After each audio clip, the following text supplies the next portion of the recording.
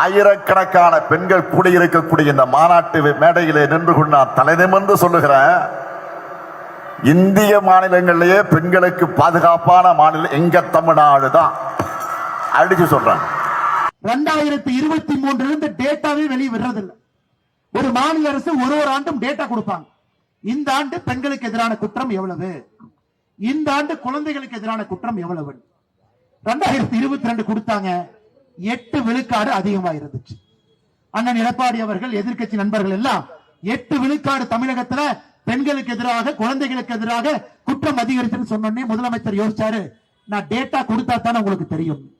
2023 தமிழகத்துல பெண்களுக்கு எதிரான குழந்தைகளுக்கு எதிரான குற்றச்சம்பவங்களுடைய எண்ணிக்கை மாநில அரசு வெளியே கொடுப்பது கிடையாது. நீங்க ஆர்டிஐ போட்டா அதுக்கும் பதில் கிடையாது.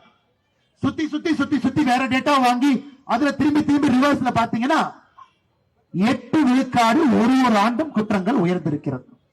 ஆனா முதலமைச்சர் சட்டமன்றத்தில் சொல்லுவாரு, நம்முடைய சட்டமன்ற குழு தலைவர், எங்களுடைய மாநில தலைவர் அண்ணன் நயினார் நாகேந்திரன் அவர்கள் சட்டமன்றம் முடியும் பொழுது கடைசி நாள்ல கேட்டார். 2 நாளைக்கு முன்னாடி அண்ணன்லாம் இருந்தாங்க. ஐயா, பெண்களுக்கு எதிராக குற்றம் உயர்ந்திருக்கிறதே உங்க ஆட்சியில். யார் சொன்னா பெண்களுக்கு எதிராக குற்றம் உயர்ந்திருக்குது?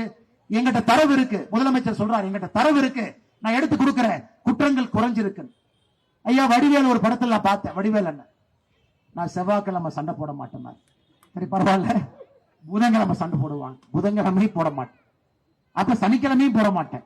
அது போன்ற முதலமைச்சர் அவர்கள் தரவே கொடுக்காம சட்டமன்றத்தையே முடிச்சிட்டு இன்னும் வெளியே வந்து பெண்களுக்கு எதிராக எங்களுடைய ஆட்சியில குற்றங்கள் குறைந்திருக்கு குறைந்திருக்கு குறைந்திருக்குன்னா இதை விட ஒரு பெரிய பொய்யை யாராவது சொல்ல முடியுமான்னு பாருங்க.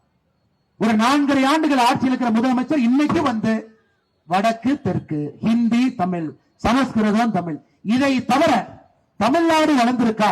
4.5 வருஷமா என்ன பண்ணிருக்காங்க? இதுவரை சொன்னது கிடையாது. அன்பு சொந்தங்கள்,